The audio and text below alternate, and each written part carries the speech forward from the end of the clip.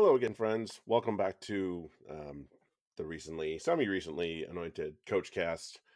I've got another little bit to talk about, and it's been brought about by a bit of news that happened here in the local area, but I'm sure it's reached others that are out there as well.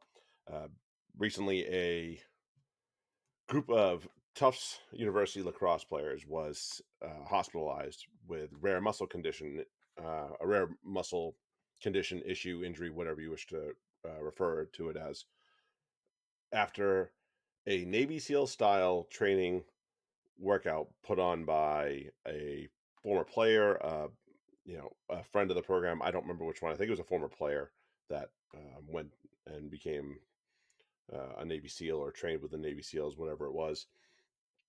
And the reason that this is news in our world is because, wow, that's a that's news for like legal reasons. And anybody that's out there talking about the legal issues that presented with this, which are a ton, they have plenty to babble about as well. But our field, the strength and conditioning world, the fitness world, also has plenty to talk about with this because it's a phenomenon that just happens a lot with, and it's an issue that most of us have with some things that people do with their training, and they try and militarize their training. Now, let's just kind of look at the differences between what you do in the military and what you do for a sport, whether you're Division One, Division Three, Division Two, or a professional, or a high end athlete, however you wish to view it. There, we're talking about people that are in the military that could see combat. Now, the difference between on the field and combat is definitely life and death on on there in combat, and on the field or on the court or whatever, less so, much less so. With hopefully with the rare exception, you're talking about training that's meant to stress you in so many ways and meant to break you and meant to push you because you're going to be in, as they call it, you're going to be in the shit.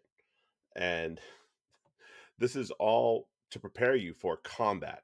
Combat is a super high stress thing that you can't mimic, and nor do you want to. Like, people that do this think there are people that go into the service thinking that they're ready for combat, and turns out they are very much not, and it happens vice versa as well sometimes. But the point is, we don't need to push people to train the way military organizations do for sports, because they're not preparing for the same things.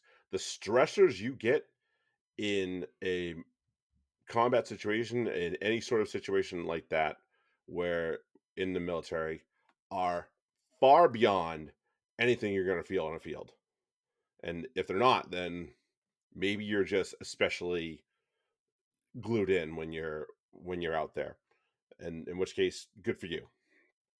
But for the most part, athletes are not people going into the military. Some of them are. You can obviously point out places like the Air Force Academy, West Point, and Annapolis, and so on and so forth. That's different. Still, you're talking about a sport, and what happened with this group in particular. Number one, you had Division 3 athletes. Now, Division 3 athletes, not to say that they're not committed, but they're not. The expectations of them year round aren't to be on top of their fitness and to be on top of their training. They're kind of given a little bit of wiggle room. Do a lot of them still do it? Of course they do. And do they do it to a good degree? Depends on the university, probably, really, and the sport. We're not talking about Division 1 athletes who are usually especially gifted, um, certainly in this country. So, number one, you're already looking at a slightly detrained group. And number two, you're probably not looking at the most athletic group that you probably could have. So that's already two things that are against this workout going for Tufts. Now, you could do this with um, a Division 1 football team, all the big ones out there, Georgia, Michigan, USC, whatever it is. Um, you could do that, and it probably wouldn't have this effect. I think there was a lot of underlying issues that occurred with um, this particular workout that caused these all these players to be hospitalized. Probably looking at some severe dehydration. No athlete actually needs to deal with that on the field. Most sports are very good about getting athletes water, getting athletes, and if you're doing that in the name of mental toughness, there is a thousand other things you could do besides that, and drive someone into the point where their muscles start having severe reactions to this severe dehydration. Doesn't do any good. And if you want to find out how hard you can push, there's 100 other things you could do that aren't having to do with, just, doing burpees till you puke. And I'm not sure that's exactly what was happening, but point being is there are so many other answers besides, run Navy SEAL training for a group of athletes that probably haven't, some of them are probably on top of it, but some of them probably haven't touched a weight since their season. So, got to consider that. Also, it's college kids. The odds of them being possibly a little hungover because of, having consumed alcohol the night before is, there. We'll say that. So with that, plus detrained, plus whatever other things that are underlying that maybe are undiagnosed or just overlooked in this whole thing, yeah, you're going to get a disaster like this. And it's not the first time it's happened. It happened about 20 odd years ago, I think. Again, it's this is probably the extreme of what happens when you do something like this. Really, it's just a way in the end, like if you do it not to this great lengths, this great extreme, this great, um, swing point here, it'll it just turns into a waste of time at the very least because it's not a followed program. It's not a follow. And sometimes I get it. Like you want to do some team bonding things.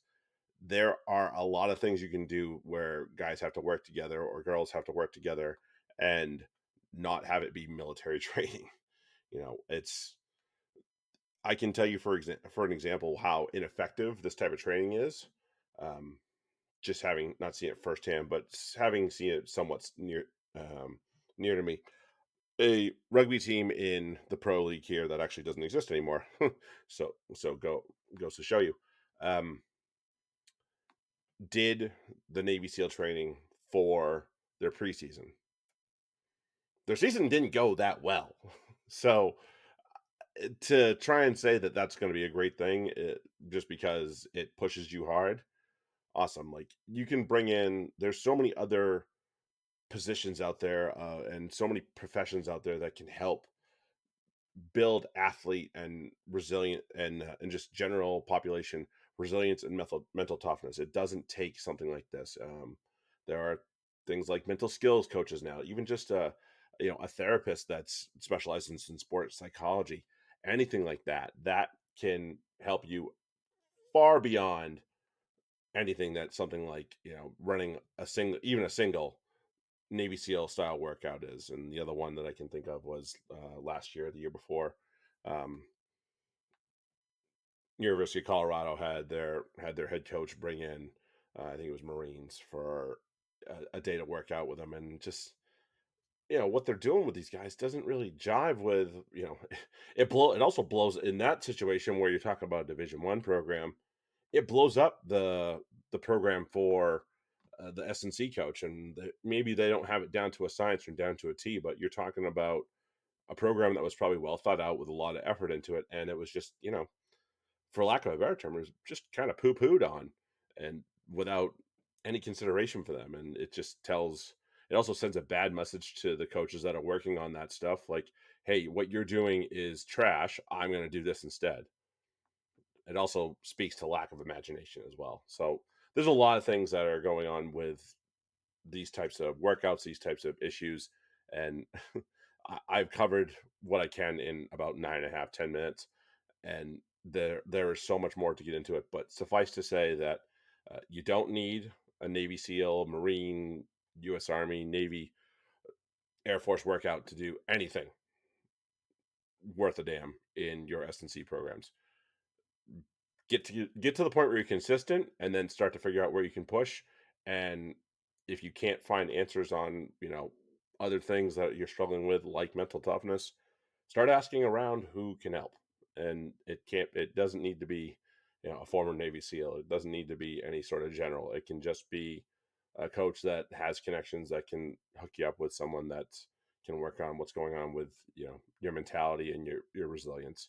So you don't need the boot camp trainings. It's not actually worth a damn for athletes, and we don't need to be pushing people to the brink of you know severe muscle injuries, hospitalization with dehydration. Dehydration in a sport doesn't happen that often because so many organizations and officials and so on and so forth are worried about athletes becoming dehydrated and collapsing on the field. So it's not a thing. You know, it just never made sense to me. So the days of that are gone. So let's stop doing it and stop putting athletes in the hospital just for the sake of being tough. The rah rah stuff is just dead now, guys. So those are my thoughts for today. I appreciate that anyone that pops in and has a listen. Make sure that you subscribe here, follow me over on Instagram, and we'll catch you all later. Have a good one.